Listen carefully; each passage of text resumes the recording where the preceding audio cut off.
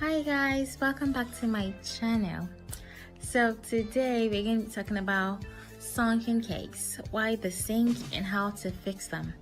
And at the same time I'm going to be showing you guys how to ganache the cake and still get really sharp edges even though they were sunken.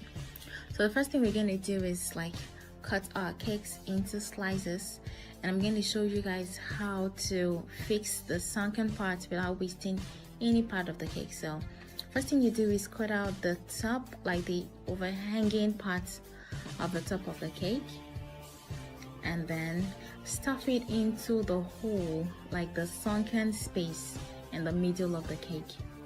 So I'm going to show you guys how to position this so it doesn't fall apart or so it doesn't break down. But before we go ahead, I'm going to tell you guys the reasons why cakes might sink in the middle. So the first reason is maybe you added too much baking powder or too much baking soda. It means it rose to a particular point, and then at a point the volume of the flour and sugar and whatever it was you mixed together couldn't hold itself in place to stay there, so it sank in the middle because it was too soft in the middle. So another reason is maybe you added too much fluid. This happens to me usually when I bake vanilla cakes, especially vanilla cupcakes.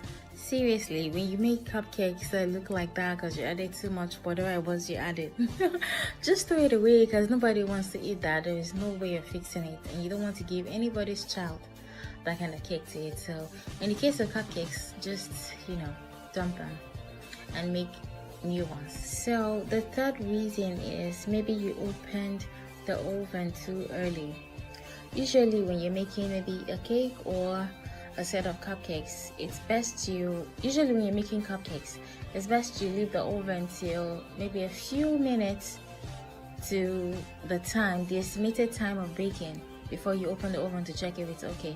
The same thing with cakes. You shouldn't just open your oven at any time, because every time you open the oven, you're letting out heat from the oven, and the point is to preserve the heat because it's the heat that bakes the cake. So if you let out heat, it means when you close back the oven has to reheat. I don't know if that makes sense.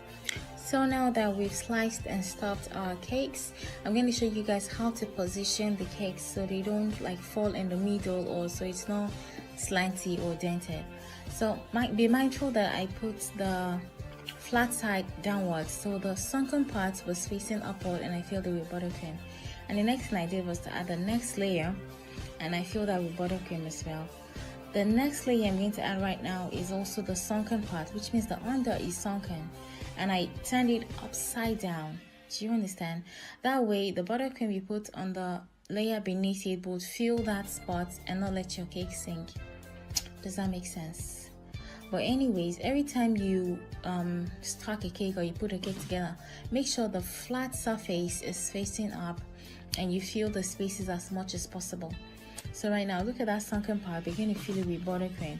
Even though we already filled it with the cake scraps that we cut from the top, we're going to fill this top with buttercream and then put the next layer on it inverted. I'm sure that makes sense, yeah? Okay, so like that. So look at that sunken layer as well. I'm going to put it on top inverted. I'm going to turn it upside down. That way the buttercream in this layer is going to fill that space. Yes, that's what we're doing. So right now I'm going to show you guys how to ganache the cake. Usually I like to ganache my cakes in 5 parts. This is the first part. The first part is I pour some ganache on top of it, and then I smoothen it around, and then I'm going to pour another layer that is going to get to the bottom of the cake. The point of ganaching the cake is to have a coating firm enough for you to put the fondant on, and it will stick and still look very neat. Do you understand? And give you the crisp, sharp edges everyone likes. So right now we're going to cover the whole cake, and we're going to cover it in layers because we want the ganache to not be too thick, but to be thick enough for your fondant to be able to stick to, and for it to be able to hold its spots. I don't know if that makes sense. So now I'm going to add the third layer. This is the third layer, and I'm going to smoothen it around. And be mindful, for every time you leave your ganache out, it starts to firm up. So you should warm it up at intervals in the microwave for maybe 5 to 10 seconds, 10 seconds, so it to be easy to work with. That way it's more liquidy and to be easier for you to work with. So now this is the first layer. It is really easy. You just want, it's just like your layering makeup. I don't know if that makes sense. You're going to put the first layer of foundation, especially if you have maybe problematic spots on your face. The first layer of foundation, allow that to firm up and then apply another one. That's exactly the same thing we're doing here.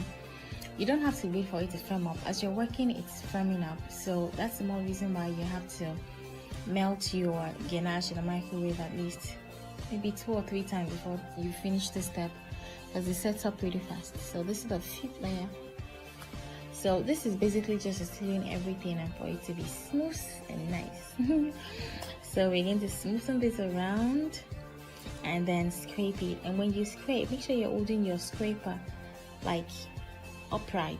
That way it won't be slanty or your cake won't bend. That way your cake will be straight up. So thank you guys for watching. I hope you learned 1 or 2 things. So like and subscribe and share, and I'll see you guys in my next video.